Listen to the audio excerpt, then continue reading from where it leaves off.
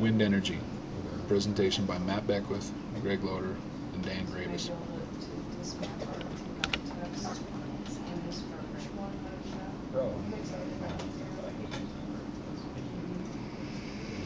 What is it? The difference between a windmill and a wind turbine is a windmill uses the wind's power to do work such as grind grain or run a saw. A turbine converts the wind energy into rotating mechanical energy used to generate power.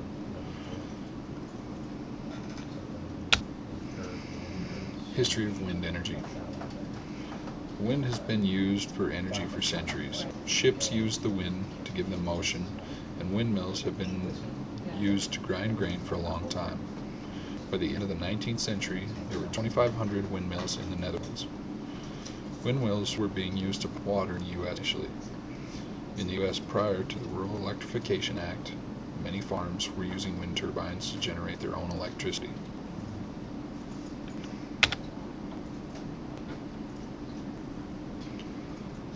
How wind energy works. Power in wind is calculated using a formula. The density of the air times the diameter of a turbine squared times the velocity of the wind cubed times constant gives us the power in wind.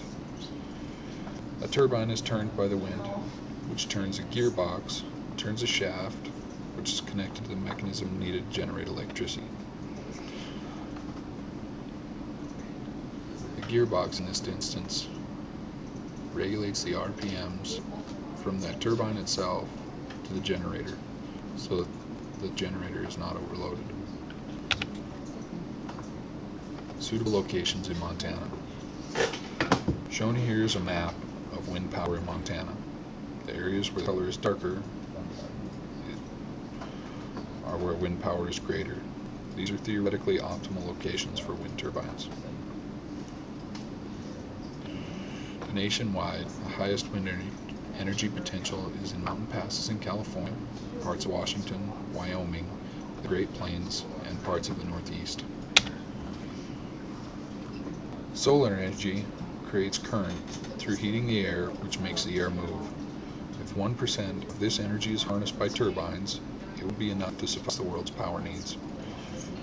Because of the forces needed to turn a turbine is only capable of harnessing 59% of the energy in wind.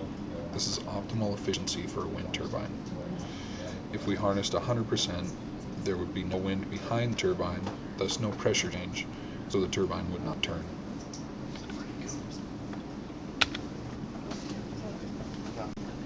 The optimal height for a turbine is calculated to be 50 meters.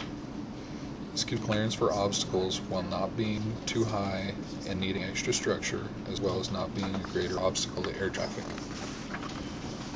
Optimal locations for turbines are mountain valleys, ridges, upwind sides of mountains, seashores, and offshores.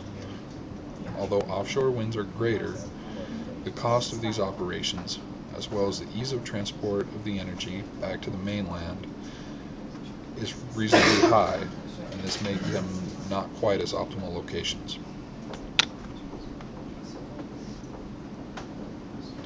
There are many rebates and grants available for use of alternative energies. Check with your local state associations and regulations to find out more details.